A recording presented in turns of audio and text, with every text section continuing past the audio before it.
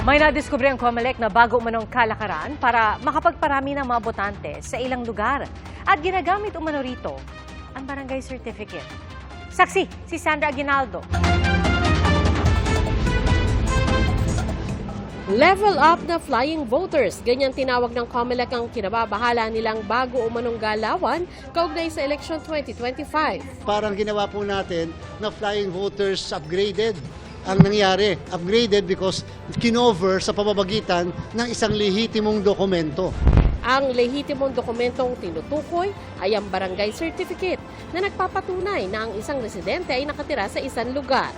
Marami raw kasi sa mga nagparehistro ay mga transferee o mga botanteng nagpalipat sa ibang lugar gamit ang barangay certificate. Paano ko ang ginagawang strategy ngayon ng mga politiko ay naghihiraman ng mga botante. O total, wala akong kalaban dito.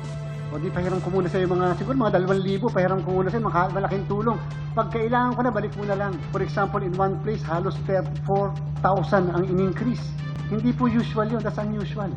Pag ganun kalalaki ang increase, that's enough to elect a mayor. That's even enough to elect a congressman.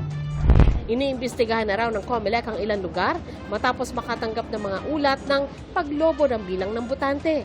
Nitong Miyerkules, naghain ng disqualification case ang komisyon laban sa isang barangay chairman sa Cagayan de Oro City dahil sa nila ay mapanlinlang umanong pag-i-issue ng barangay certificate pati sa mga hindi naman residente ng nasasakupan niyang barangay para makapagparehistro sila bilang mga botante ng nasabing barangay. Pinabulaanan ng barangay chairman ang mga alegasyon.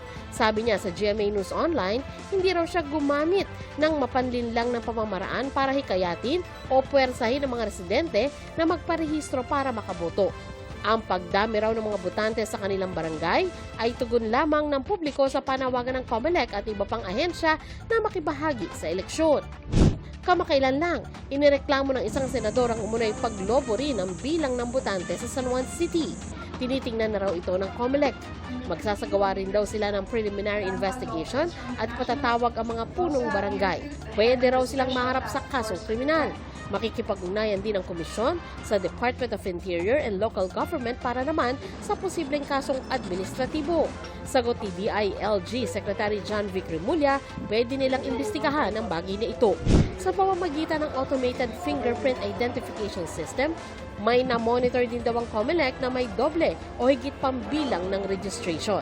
Kahit may nakita na ganun kadami, tatanggalin po doon ay kalahati. Yung pinaka-oldest registration po nila ang matitira sapagkat ang karapatang bumoto ay ginagarantiya mismo ng saligang batas at ang COMELEC ay walang kapangyarihan naman na basta na lang magpatanggal ng pangalan sa listahan. Sa huling tala ng COMELEC, mahigit 68 million ang rehistradong botante sa 2025 national and local elections at sa Bangsamoro elections. Kung may paglobo ang botante ng ilang lugar sa bansa, hindi raw masaya ang COMELEC na sa abroad, 1.2 million lang ang nagparehistro. Napakababa. Siguro nga dahil midterm elections, kalimitan kaya naman tumataas ay kapag presidential and vice presidential elections. So asahan natin tataas yan sa 2028. Para sa GMA Integrated News, ako si Sandra Aguinaldo, ang inyong saksi.